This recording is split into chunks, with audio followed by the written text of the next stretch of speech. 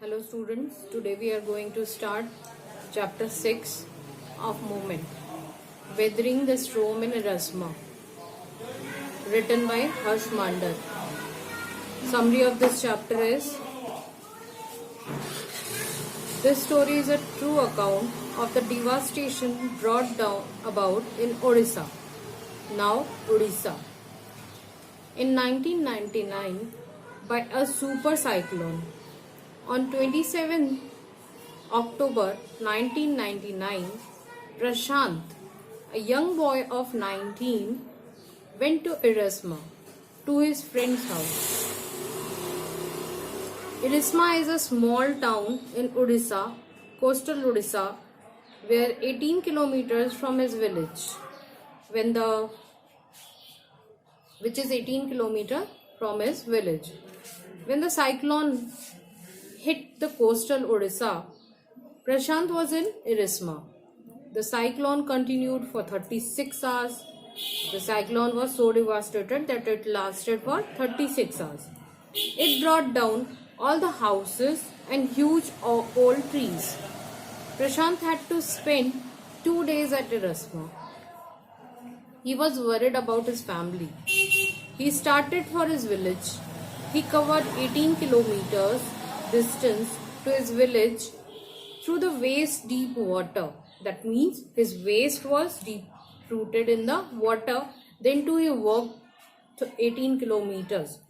On his way, he had to push away many human bodies and carcasses of animals. That means many human bodies. Most of the person, due to devastation, they were dead. Dead bodies were floating on the water of animals as well as human beings.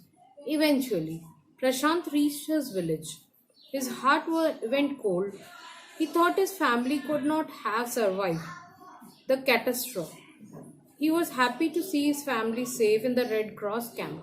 But when he reached his own hometown, then he was very happy to see his family safe.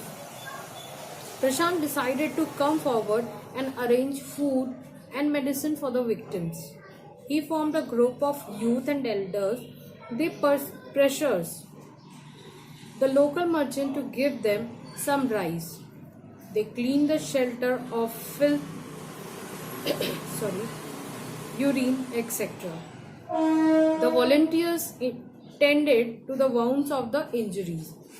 On the 5th day, some government help reached their village, but it was scanty. That means the help that was given by the government was not that sufficient to help everybody equally.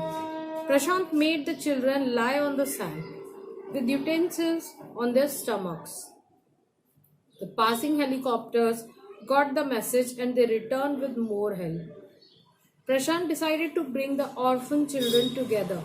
He made a shelter for them. He encouraged the women to work for Food for Work, program started by an NGO. He arranged social events.